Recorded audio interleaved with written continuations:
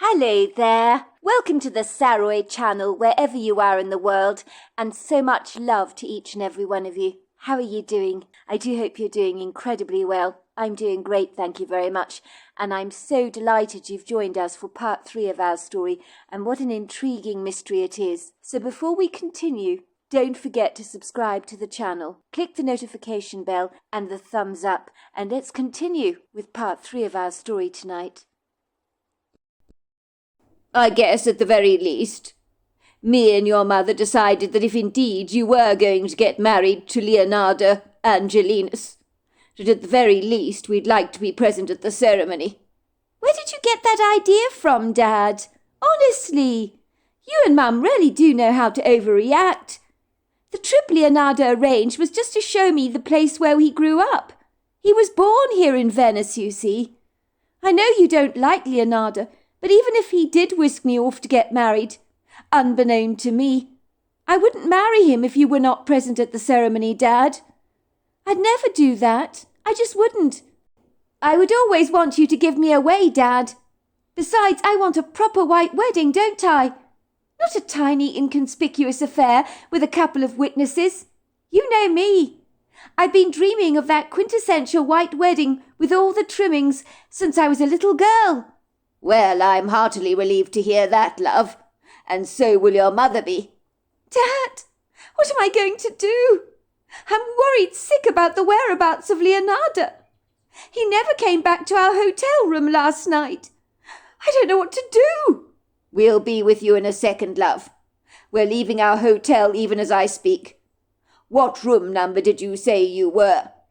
Carrie gave her parents the details of her hotel suite, and true to their promises, they were there for her only moments later, swaddling her in their embracing arms and offering her so much comfort. The police were not getting terribly far with their investigation, until finally a body was washed up on the canal, and one of the officers asked Carrie if she would make an identification. "I am very sorry, ma'am, to inform you," said one of the officers. "A body has been washed up from the canal.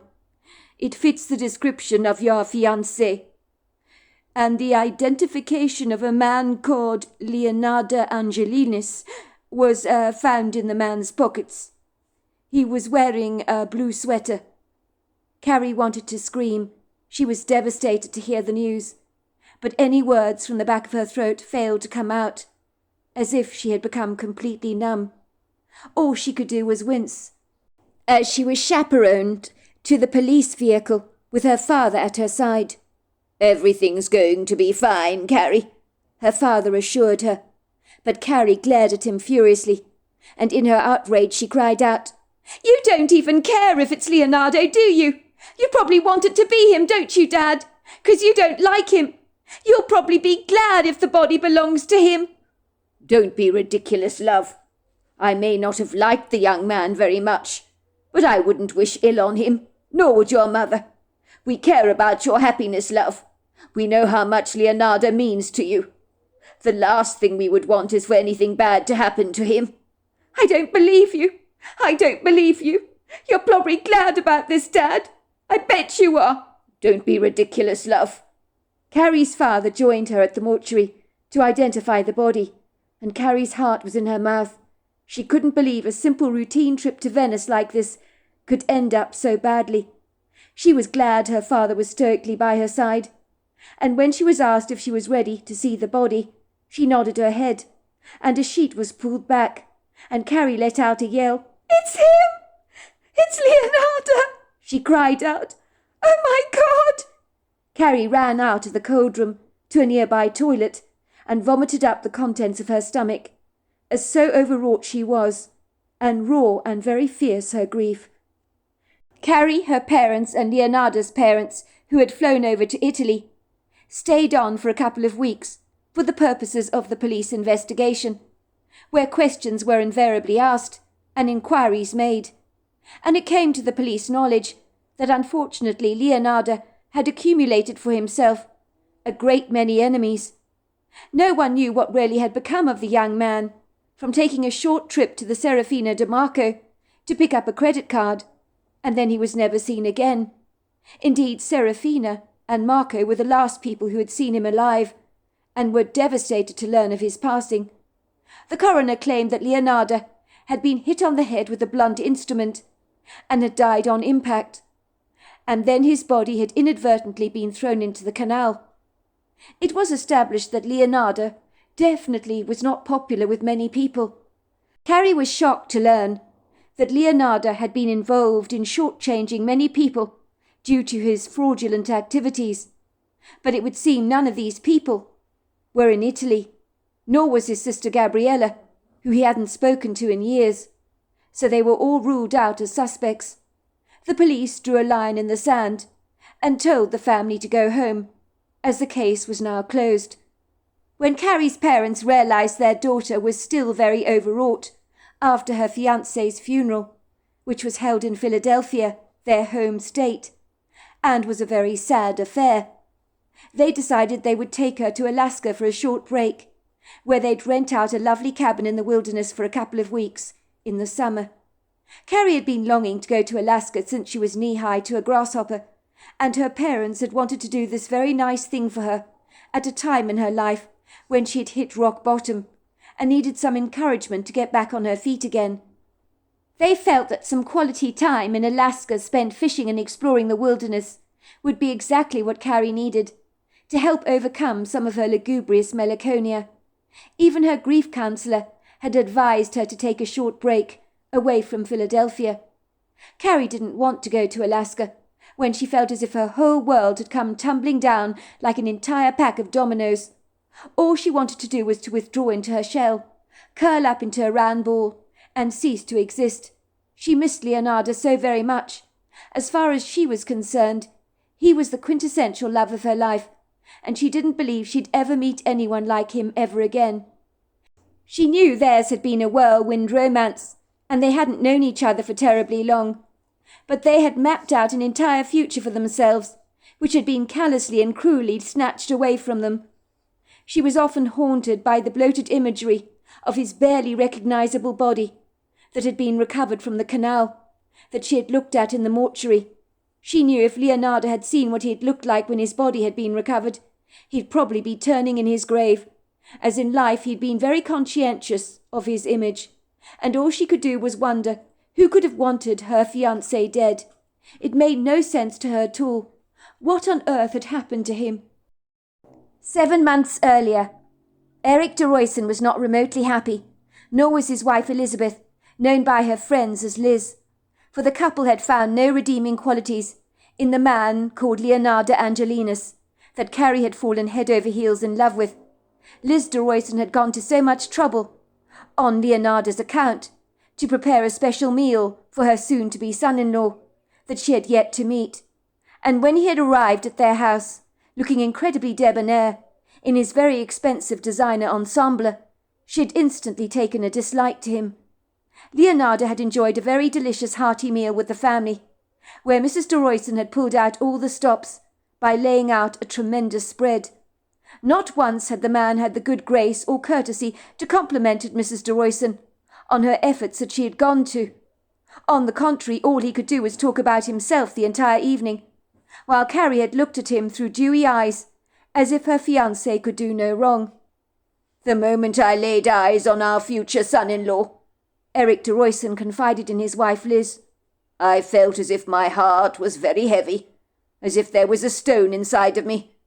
I can't for the life of me see what our Carrie sees in this man. Apart from the blindingly obvious, of course. He's incredibly good-looking, tall, dark, and handsome, and in that regard, I guess he's absolutely Carrie's type. But he's so soulless. There's no real depth to him, is there? It's like Carrie brought home someone who puts on the facade of being very amenable. But the question is, who is he really behind the veneer that he presents to the world? That's what I would really like to know." "Isn't it curious you should say that, Eric? I found myself asking the very same question," Liz agreed. "I get the impression with Leonardo Angelinus that image is absolutely everything." "I got exactly the same impression," Eric agreed. "He expressed how much he was looking forward to making Carrie his wife, didn't he? But I feel that I know nothing about the man, apart from the fact that he made mention he's fallen out with quite a few people along the way over the years. And you have to ask yourself, Liz, why? When I asked him why he wanted to marry our Carrie, he said because she's so beautiful. She's perfect, isn't she? With her porcelain skin, her auburn hair and blue eyes. That's all he could say. Carrie seemed delighted when he told her that, and that bothered me exponentially. I was disquieted, because he didn't elaborate as to why he thought Carrie was so beautiful. He only used one word to describe her, which seemed so incredibly superficial. He failed to mention all my daughter's extraordinary qualities, her attributes, that make her so special and unique. Do you think I'm being unnecessarily hard on him, love? Asked Mr. de Royston. Am I one of those judgmental fathers that will never think anyone is good enough for my daughter? Am I one of those? No, you're not being judgmental, sweetheart. You're expressing how you feel, and you're perfectly entitled to do that. You want our Carrie to be happy, as much as I do. I might remind you, Eric, you were as excited about meeting your future son-in-law as I was.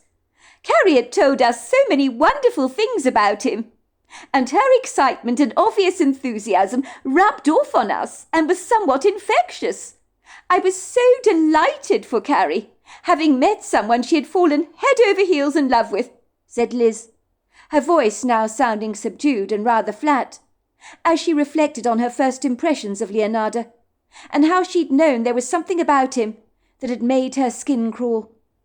But for the life of her, she didn't know what it was. Mr. de Royston let out a heavy, aggrieved sigh. You're right. That is very true. All we both care about is Carrie's happiness long term. We are both concerned about whether we can trust this man to take good care of our girl and to love and cherish her unconditionally. I'm not sure I can do that. I feel as if I'm handing over a precious, very priceless jewel to a one-eyed bandit who just ain't going to look after her properly, if you know what I mean. And that concerns me greatly. Liz looked at her husband soberly.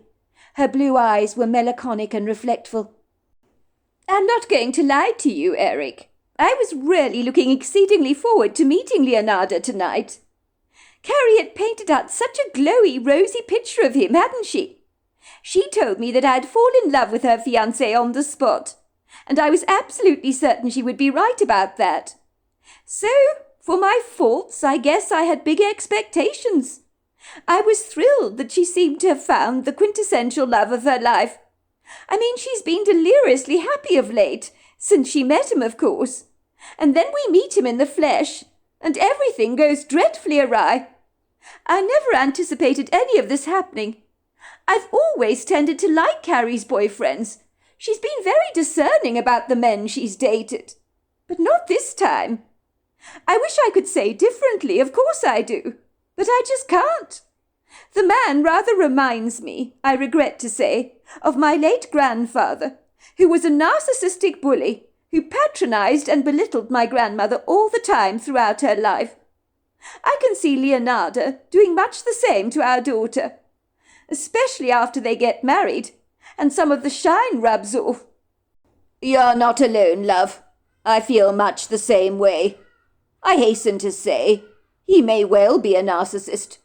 Your grandmother was a very good-looking woman, but your grandfather ran over that woman's lovely heart with a forklift truck every single day of his life, dehumanizing and belittling her in every way he could. I think Leonardo looks like he could also be a bully like he was. I'm telling you, Eric, that's what I think. I believe he's attracted to our daughter because she's beautiful, and everything with him is physical. I find that deeply troubling. It's like he wasn't looking at Carrie's inner soul, but focusing entirely on her outside appearance, and that is so dreadfully superficial. What if one day our daughter, bless her soul, happens to lose her good looks? Will he drop her like a hot potato and exchange her for a younger, prettier model, and in the process break our daughter's heart into smithereens? He looks the type, doesn't he, that would do just that. All the designer gear he was wearing tonight was over the top and in your face. Not to mention that vile-looking Rolex watch with all the diamonds on it. Well, that was tacky, don't you think? Don't forget he rocked up at our house in a fancy BMW that was shining like a brand new pin. Everything about that young man is showy, and I suspect our daughter will become a beautiful trophy wife to him that he can show off to his friends and say, look at me very boastfully. I have a beautiful car, lots of money in the bank, and a fabulous wife. I'm so glad you agree with me on this, Liz. I didn't want to say this about our daughter's fiancé, and I feel somewhat treacherous towards our girl talking about him like this. But there is something not right about the young man. Everything about him seems to revolve around his image. Even the wine he brought us tonight cost an arm and a leg. It's the sort of wine that is incredibly expensive, the kind of wine my very wealthy brother, tends to collect. Mrs. de Royston hung her head to one side. For a moment she stared out into space, as if her thoughts were a million miles away. I just couldn't be more disappointed in our daughter's choice of husband-to-be. I feel as if someone's hit me across the head with an ice pick, and I've woken up to a bad dream. Only it's a nightmare. Now I know exactly how parents feel when their children bring home with them partners they don't like. And what can they do about it? It's too dreadful for words. I hate to say this, love, but Leonardo creeps me out. I wish I knew what it was about him that irks me so much. Maybe it's because I do know underneath it all he is a narcissist. I'm sure of it. Well, he certainly doesn't wear his heart on his sleeve, does he? Said Eric de Royston. I think he's a closed book that contains many secrets. And if the truth be told, I'm not sure I would want to know what those secrets are, because they might just give me a hernia. Like you, I wish I could have put a finger on what it is I dislike about him the most. But slippery is the word I would employ to describe him. Did you notice when we inquired about his sister Gabriella? He pretty much shut us down on the spot. Told us he didn't want to talk about his sister at all, that it was a sensitive, very touchy subject. It was our Carrie that explained to us that Leonardo had had a nasty falling out with Gabriella, who he appears to have not spoken to in many years. Apparently he sees her at every family gathering, but they just willfully ignore each other and don't speak to each other. It's more than a little weird, don't you think? I must admit when I heard that, it did sound a few alarm bells for me. Liz looked reflective as she considered her husband's words. You're absolutely right on this, Eric. The man was very evasive. Indeed, he began to get quite abrupt with us, don't you think, when we tried to question him on his fallout with Gabriella. He was not remotely forthcoming about her. Just said it was personal and he'd rather not talk about it. Siblings don't fall out without good reason, do they? I'd really love to know what happened between the two of them, especially given Italian families by nature are usually incredibly close. Then, of course, he mentioned he had a fallout with his business partner more recently, who he claimed dishonestly siphoned funds from the business they run together, and he intends to take this man to court. Everyone he talked about appeared to have done the dirty on him in some way, don't you think?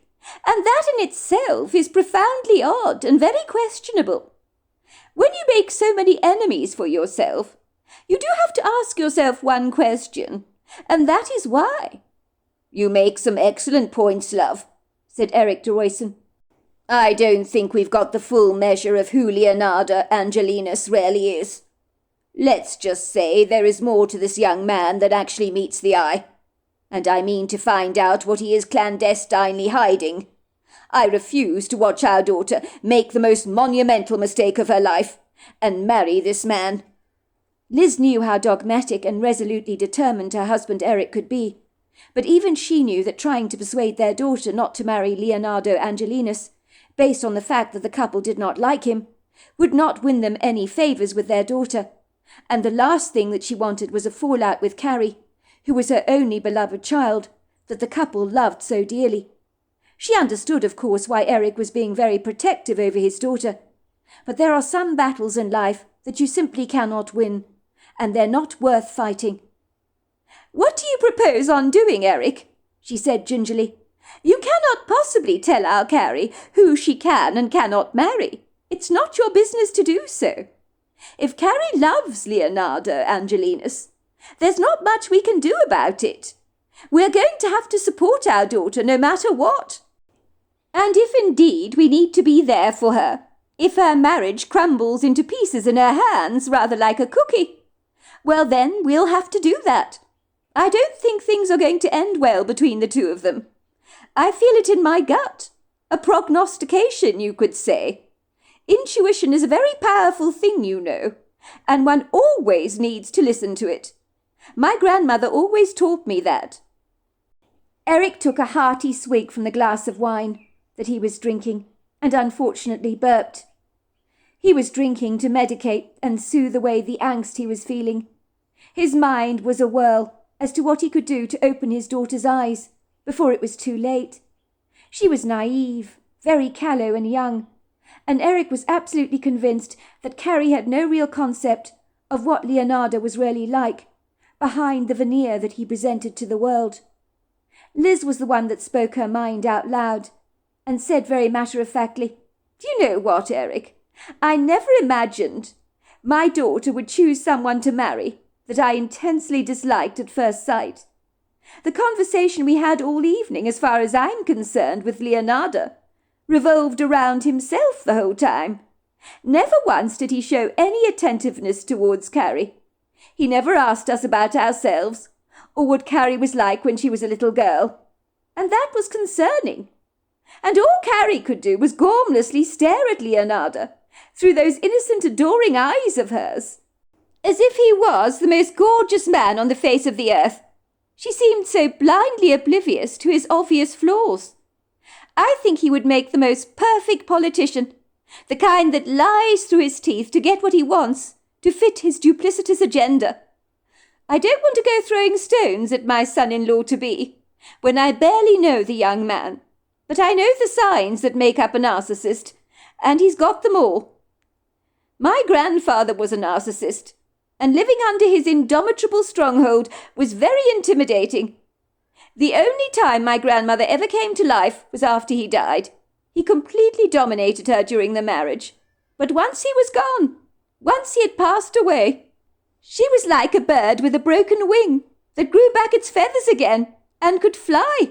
It's interesting we both feel this way about Leonardo, said Eric de Royston rather reflectively. Liz de Royston cradled her head in her hands in a gesture of despair. I just feel dreadful about this whole thing. I so wanted things to be different. I mean, everything went pear-shaped this evening, didn't it? In the beginning, we were genuinely excited about meeting the mysterious stranger that had swept our Carrie off her feet. But when we met him in the flesh, we were both consumed with feelings of grave disquiet. How could that happen? Do you think our Carrie knows we don't like him? She's not stupid, love. I know she knows we don't like him. And she certainly knows I didn't take to him at all, because she discreetly took me to one side after dinner, and had quite the go at me, if you must know. She did? Asked Liz, looking surprised. You never told me any of this, Eric. Well, some things are best not shared, are they? I didn't want to upset you, love. Oh, dearie me. This is such a mess, is it not? I had no idea we were so obviously transparent. We've messed up, haven't we, Eric? I thought we were warmly welcoming to Leonardo, but it seems Carrie has seen through our deceptive little charade. I guess she knows when we're trying too hard to be extra nice to someone. I tend to do that whenever I don't like someone, and Carrie picked it up at once. What on earth did she say to you? Well, she said to me, You don't like Leonardo, do you, Dad? I can see by the way you're treating him. You're making it blindly obvious. What do you really think of him, Dad? I told her that my first impressions of him were not remotely good. She was furious with me. It was soon after that they both decided to leave. Carrie stormed off in a huff. I'm sure you noticed that. Honestly, Eric, did you have to be so blatantly honest? You could have lied, couldn't you? You could have said, well, I don't know your fiancé yet, but I'm looking forward to getting to know him better. Did you have to tell her you did not have a good feeling about him? That must have upset her greatly. You're right, love. I should have been more diplomatic, a hell of a lot more tactful. What am I like? I do know how to put my foot in to muddy the water and make it infinitely more dirty, don't I? Oh, don't blame yourself, Eric, but it is a mess. Whatever way you look at it. Why on earth did the evening turn out so dramatically like this? I was so looking forward to welcoming Leonardo into our family. When Carrie told us she'd met the man of her dreams and he was Italian, I was so excited I just couldn't wait to meet him. But the moment, Eric, he walked through that door and gave me that insincere, saccharine, sweet smile that couldn't have been more false and more put on. In that moment my thoughts were, oh no, please God, this is not who Carrie wants to spend the rest of her life with, is it? Liz took a big gulp of wine to steady her somewhat frayed nerves. She let out a hiccup and stared blankly into space. And then she said in what seemed like a muted whimper, What are we going to do about all of this, Eric?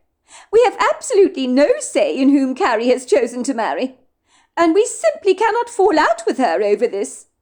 If she's made a mistake in choosing Leonardo to become her husband, then she's the one that's going to have to learn to live with her mistake. We can't interfere into her life.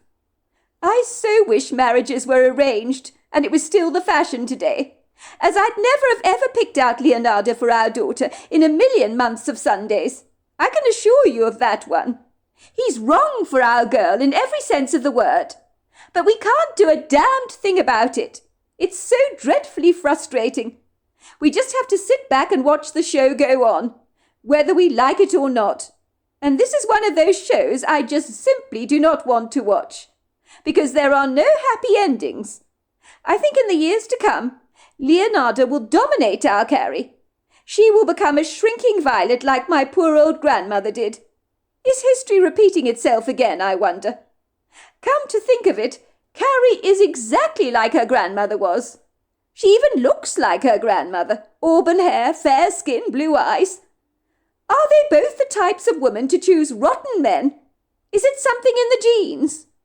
Don't you worry your pretty sweet head about anything, sweetheart, said Eric de Royston. I intend to find out as much as I can about Leonardo Angelinus, because I will be damned if Carrie gets to marry him. She's far too good for the man, and I don't think I'm biased in this regard. Well, I'm lying to myself. I'm extremely biased. I'm a father that wants to save his girl from making a catastrophic mistake, if I can possibly help it. And you're right. Carrie is exactly like your grandmother. I may remind you, Eric, that our little girl, as you say, is not so little any more. She's a fully grown adult with a mind of her own, and she can be incredibly opinionated. If she marries Leonardo, we have to support her every step of the way. We don't have a choice in the matter. I do not want to lose our daughter over this fiasco. If we fail to accept Leonardo into our family, Carrie may turn against us, and I would hate that to happen. You saw how belligerently capricious she became tonight, marching off in quite the huff, and dragging Leonardo with her. I had no idea at the time it was because you had had words with her, but it was clear she was not happy. As for your saying you didn't warm to Leonardo, I've seen so many dreadful shows on televisions of family disputes going on for years and years, where mothers are at loggerheads with their son-in-laws. I don't want that to be our sorry story, I really don't, Eric. We're better than that. We need to be grown up about this. Carrie is all we've got, and I don't want to lose her, just because she's fallen in love with someone we don't like. Eric de Royston, unbeknown to his wife Liz, surreptitiously contacted Gabriella Angelinus, Leonardo's sister, and asked if they might possibly meet in a local wine bar not too far from where the family lived in Philadelphia. He was surprised when at the end of their brief conversation, Gabriella had agreed to the rendezvous.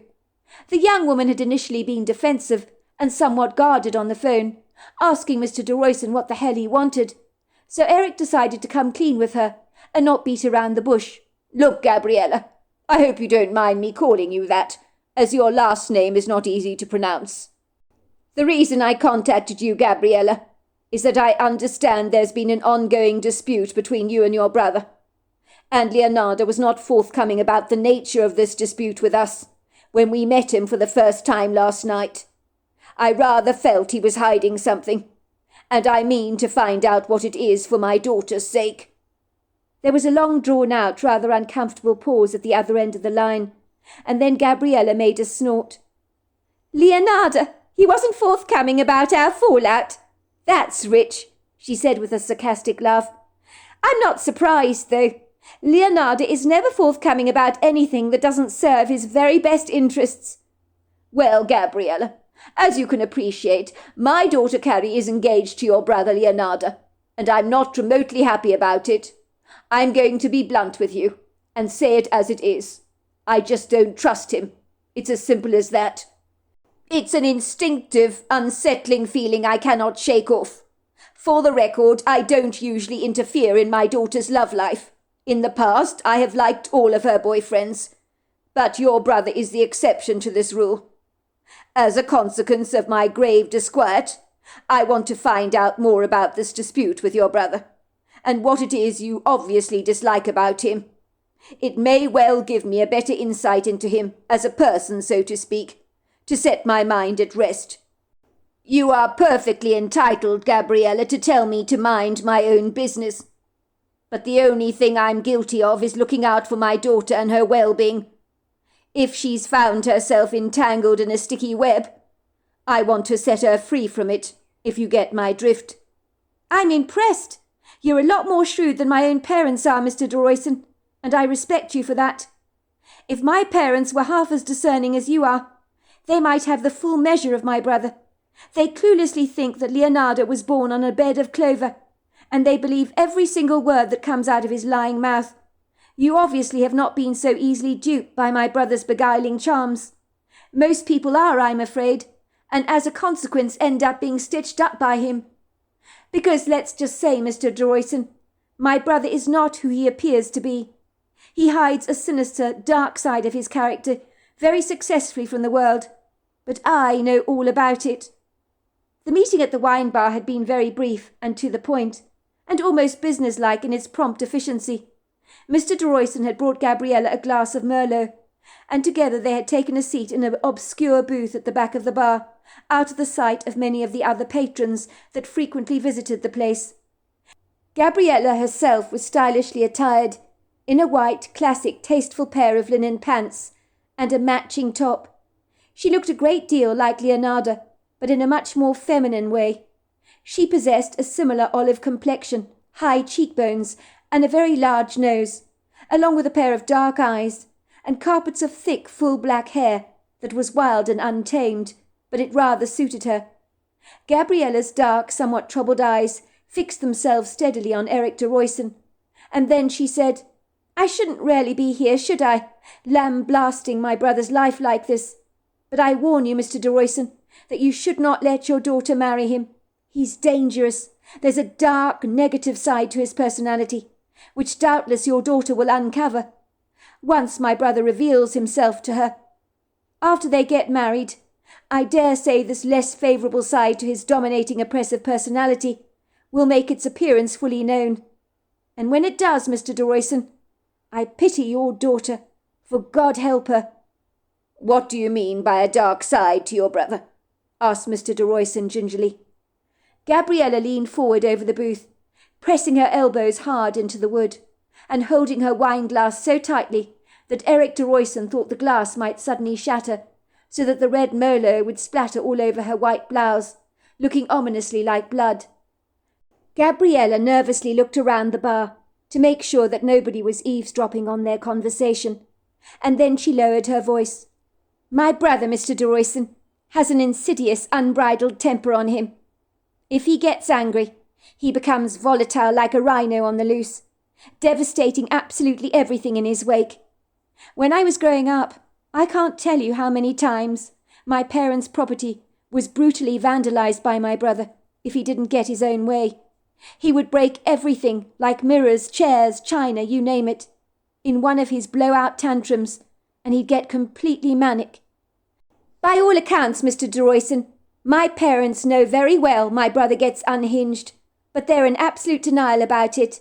They refuse to believe that their perfect son is capable of any wrongdoing. So they only conveniently see what they choose to see. My brother literally falls out with everyone that crosses his path, and then blames them for the fallout, because nothing, Mr. de Royson, is ever his fault. His life revolves completely around himself. He doesn't care about other people. All he bothers about is his image. And, of course, money. Beyond that, he cares about nothing. I know he's defrauded tons of people over the years, but I don't know all the details of those cases, because quite frankly I don't want to. But I know he hires crooked lawyers on his behalf, and ends up winning those cases, making the innocent party look like the bad guy. More recently, my brother's business partner accused him of siphoning funds from the company. Now my brother is taking this partner of his to court, claiming that his business partner was the one that was siphoning the funds, and not him, when in reality it was the other way around. Leonardo artfully twists everything to his own advantage. He'll accuse people of what he's actually doing to them himself. He should go into politics. He'll be able to make his competitors look like the Grim Reaper. It's the oldest trick in the book, calling someone a thief when you really are one yourself. He skillfully uses charm to deceive people who are easily duped by him. He draws them right in, Mr. de Royson, like a pig to the slaughter. If your daughter knows what's good for her, she'll stay the hell away from my brother." "So your brother is treacherously dishonest," said Mr. de Royson. "Why does that not surprise me?" "My brother is worse than dishonest. He's downright dangerous." "You think he's dangerous? In what way is he dangerous, Gabriella?" "Well, he tried to kill me. That's why I fell out with him, if you must know. I haven't spoken to my brother for years. At family gatherings, we ignore each other completely. It's a miracle that I'm actually alive today. Of course, my parents know nothing about this. If I told them, they'd say I was making the entire thing up. But my brother tried to kill me, and that's an absolute fact." Mr. de Royson's face paled, draining of all its colour. "What the hell did he do?" "He's your brother, for God's sake, Gabriella. Why would he even want to harm a single hair on your head?" "Well, me and my brother were having an argument. I don't even remember what it was about. It was so trivial. I was 17 years old at the time. And anyway, when we began to argue, I became breathless. Because, Mr. de Royson, I happen to be an asthmatic, and I was having a full-blown asthmatic attack, probably brought on by stress. I couldn't breathe, and I was trying to get to my purse to get out my inhaler. My purse was on the chaise lounge in the living room, because I knew without it I would die, and so did my brother, as it happens, and he used that to his advantage. My parents were out at the time, and Leonardo took my purse, removed the inhaler from it, dropped the batteries onto the floor, and grinned at me. He stood there watching me, trying desperately to breathe I was. He enjoyed every second of my suffering. I tried to grab the batteries for the inhaler. Then he snatched them away from me and said, "Not so fast, Gabriella. I'm going to watch you die. And when Mum and Dad come back, they'll realise you died from an asthmatic attack. But no one can help you, as I wasn't there, was I? Isn't that tragic? Such a tragic loss, losing their daughter like this. That's what they'll believe. And when they themselves die, I'll get all the family inheritance, and you won't get a damn thing, because you'll be pushing up the daisies. And guess what? I won't come to see you at your final resting place, because I'll be glad you've gone. I've never liked you, Gabriella, never." "He said that to you?" asked Mr. de Royson, looking confounded. "What an absolute monster! A psychopath, if you ask me." "Do you know exactly why I'm here, Mr. de Royson? I'll tell you. I'm here because my parents arrived home in the nick of time. So my brother, who didn't want to get caught red-handed not helping me with an inhaler, put it back together for me and gave it to me, so that I could finally breathe. My parents were shocked to discover me in such a state, but my brother claimed he'd only just discovered me having a full-blown asthmatic attack. So my parents thought he was the quintessential hero. Thankfully, I managed to get my breathing under control. Leonardo told me in no uncertain terms that if I ever dared to tell my parents what had happened to me, he would kill me. So I kept my mouth tightly shut for all these years, because one thing I know about Leonardo is he doesn't make idle promises. If he says he's going to do something, he usually does. I knew if I told my parents what had happened, they wouldn't believe a word of it, simply because they would not believe that Leonardo was capable of such evil. When I was a child growing up, he was so cruel to me, locking me up in the shed on numerous occasions.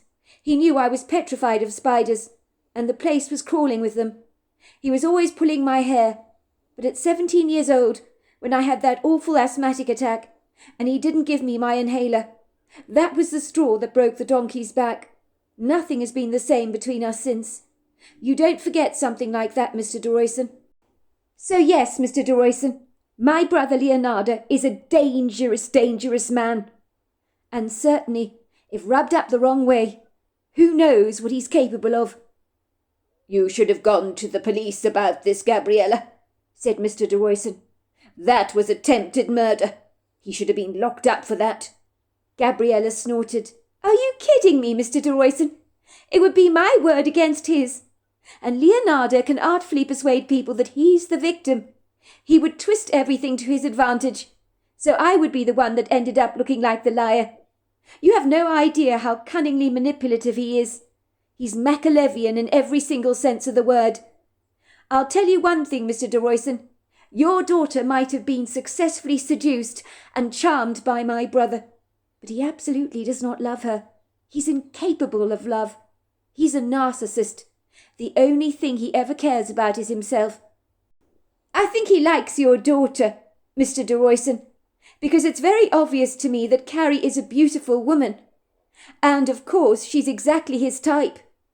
He wants a trophy wife, so to speak, to show off everywhere he goes, to make other men envious. He likes that. Anyone who marries him is in danger, because if they upset him in any way, who knows the lengths he will probably go to avenge them.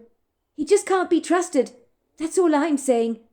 Is there anything you think I can do, Gabriella, to persuade my daughter not to marry Leonardo?